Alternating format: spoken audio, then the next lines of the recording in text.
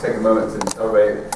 So folks have asked, well, why are you and Pat holding a joint town hall? Kind of unusual. Usually one person hosts a town hall, and that's that. But Pat approached me a couple months ago, I guess, about doing a town hall together.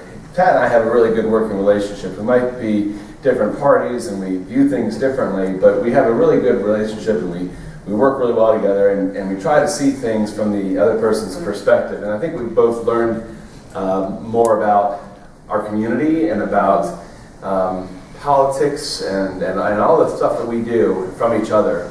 And so we've had this really good bipartisan working relationship. We don't always vote together, but we at least listen to the other person. So that's kind of the background to this town hall tonight. And I think a really good example of government working together. Now, I'm not trying to get up here and say touting government and why we do it so well. We all know that government doesn't do many things well. But I do want to mention one thing. Last time I was up here, we had a very heated conversation. Well, not heated, but we had a very intense conversation about revaluation and things like that. So we know that there have been some errors in the past. But one thing I wanted to mention as a good example of folks working together was when Dr. Plesha came to me. He once came to all the commissioners and mentioned the smoking in parks and his efforts, the initiative he wanted to take in that regards, and public health. And we had a conversation about that. It was a good conversation. And I had a very long conversation about it. But I think Dr. Plesha probably walked away thinking, I don't know that I'm going to get commissioner right now or supporting this. Because you guys know that I'm pretty conservative with a libertarian streak in me, so I'm kind of hands off when it comes to those sorts of things. At the same time, I probably walked away, if I were to be honest, walking away from that, smoking first and the soft drinks second. What have we got ourselves into? But I tell you what, it has really been a great experience since then, because when we had a lot of conversations about the smoking ban, and I know you guys heard a lot about it. But what was great about that final vote that took place is that compromise isn't just something that the losing side should do. Oftentimes, I feel like the people that are in the minority should compromise a little bit to meet somebody else where they want to be. No, this was something where everyone walked away from the table, maybe not getting 100% of what they wanted, but getting enough that they felt pretty satisfied. I'm sure they took the smoking out. Originally there was not going to be any smoking allowed in the golf courses. And so I'm sure that Dr. Plesha would have liked for that to have stayed in. I and a couple other commissioners advocated for that to be removed. So Dr. Plesha didn't quite get everything that he was hoping for, and I didn't get everything that I was hoping for. And other people around the table didn't get what they were looking for. But everybody got enough where they said, you know what, I feel pretty good about what we've got in place. We've got a good direction for the county as far as public health goes. And we're still allowed to smoke at the large regional parks, and we're still allowed to have a stogie on the back nine. So I kind of use that as an example, I think, of government really trying to work together and seeing things from other sides, much like Pat and I have done. Pat, if you have anything? If I could just, in talking about the smoking, I kind of looked at that a little differently. I've never smoked. I didn't really know much about smoking. And I certainly respected our health director, but I'm also trying to stay close to the people. So I went out and spent 3 days, and I went to, I think, 12 parks and 2 golf courses, and talked to 109 people at the park. And I was looking for smokers. I was really looking for smokers. I only found one smoker, and he was a homeless man.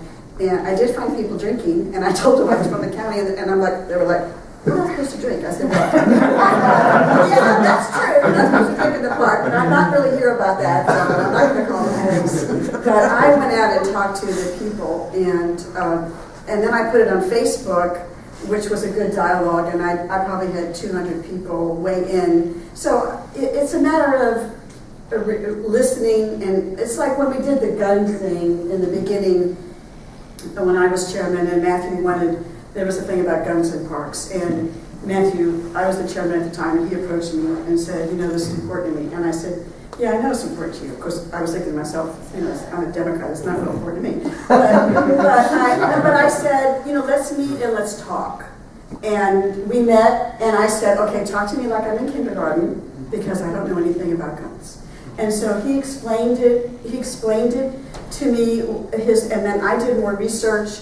I do a lot of work with domestic violence, and I talked to a lot of women who were afraid, and I ended up supporting it, which caused me some issues with my own party. But I knew it was the right decision, and I don't just vote to please the Democratic Party. I vote to do what's right for you, because I always say there's a difference between being a Democrat and governing, or being a Republican and governing. I mean, I'm at large, so I have to, you have Democrats in your district, and I have to, try to do what makes sense, but I try to do the research to go with it. So, and I wish some of our colleagues would follow our lead, but some of them are, they don't want to do that. But we, it's like Matthew and I were talking the other day.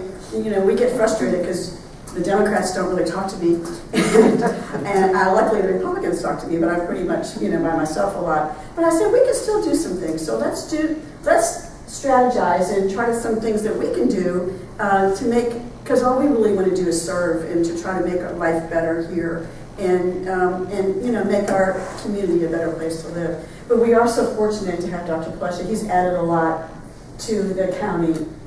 He has tremendous experience. He has a stellar, I've been an executive recruiter. I could say I could place that man and make a lot of money because he has a stellar resume. When I saw that he was coming, I was like, how in God's name did we ever get this guy? Because he is like, a really top tier. So we are so fortunate. So thank you so much for coming. And he's always available. And, if I have a question about something, I can text him, and he's right there with the answer. So he's really done a lot. Our health department was not in a good place when he got there. There was a lot of problems in the county when we got on in 2012, and the health department had a lot of problems. And then they had the merger with the Carolinas Healthcare. I mean, there was a lot of problems over there. So he kind of got into a firestorm and has just really done an excellent job. So we're so fortunate that he's here, and thank you again for coming tonight. Thank you. Thank you for your time. It's a pleasure to work with all of you, and I think when you can pass any kind of policy that you have really widespread support for, those are the best policies. So I really appreciate it. Thank you very much, Dr. Plesha. Appreciate it. Thank you for coming out.